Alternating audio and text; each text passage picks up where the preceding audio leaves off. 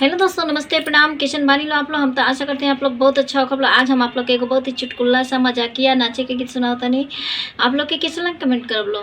खो गई रे नदिया हमार कुंभ के मेले में। खो गई रे नदिया हमार कुंभ के मेले में। सास जी खोजे, ससुर जी खोजे, खोजे सब परिवार।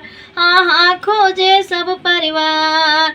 सास जी खोजे, ससुर जी खोजे, खोजे सब परिवार। हाँ हाँ, खोजे सब परिवार। खोजे खोजे रे थाने के थानेदार कुंभ के मेले में।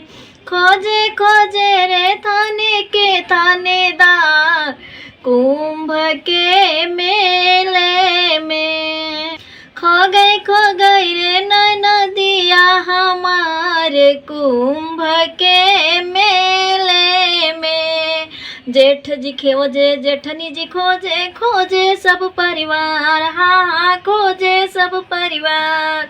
खोजे खोजे रे गाँव के प्रधान कुंभ के मेले में।